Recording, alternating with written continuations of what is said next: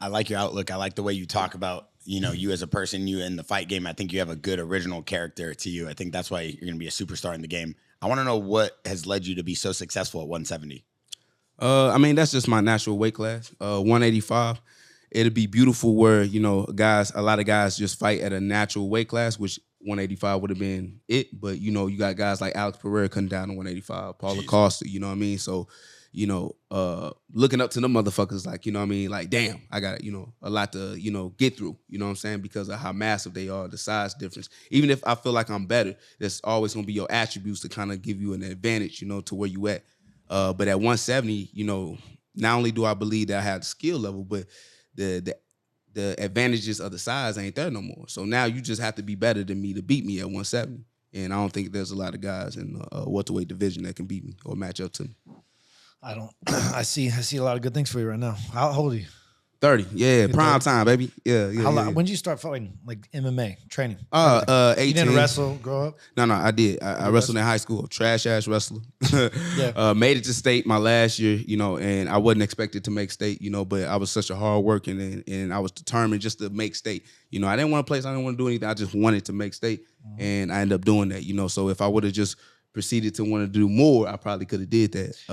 I was the same thing. Yeah, exactly. But right. I was expected to make state, but I didn't do my thing. But I quit wrestling and then I just transferred over. Yep. So as soon as I graduated from high school, I was done with school. I then, wanted to go back to, fucking doing homework and doing other shit. So I always had this dream of being a mixed martial artist, being in the UFC.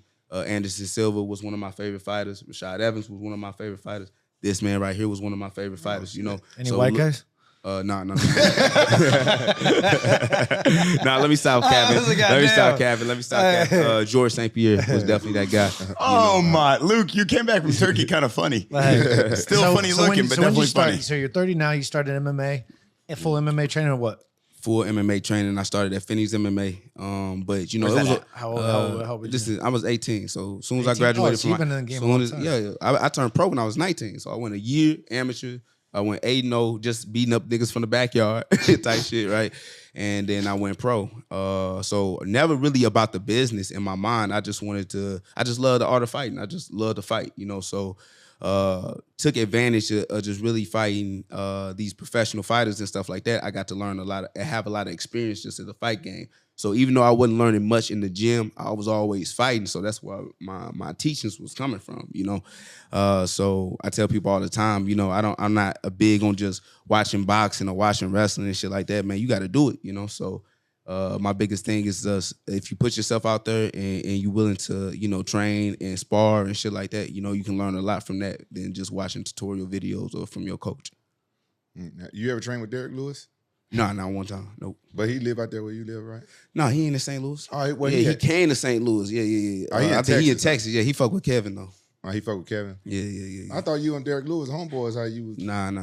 So you said you didn't want to see him no main event going 5 rounds? No, it's not that. No, it ain't even a disrespect thing. Derek Lewis don't want to No, you should have said with no disrespect for you. Yeah, you got to say with all due respect. With all due respect, you got to say that. Because you called him out. I said, no, what? I didn't call him out. What you talking about? No. He didn't call him out. He said you don't want to watch him fight 5 rounds. I don't want to watch Derek Lewis fight 5 rounds. Why you don't want to watch Derek Lewis fight 5 rounds? I would rather watch Derek Lewis fight 3 rounds and knock a motherfucker out. That's what I want to see. How many rounds Rampage got? Oh my! I can do 5 rounds, and if you give me 6 months to train, I'll be back. Damn, that's a lot of time to train, my nigga. I'm 46 now. I'm past my prime. He said you can't do 5 rounds. He need a half year. I need a half year to get back into it. Man, I'm gonna tell you, once you take a long break from fighting, and I haven't fought in like 4 years. You just fought in Japan. That's a Japanese pro wrestling match. I watched you flip a dude over and slam him. I can do that in my sleep. So you're good.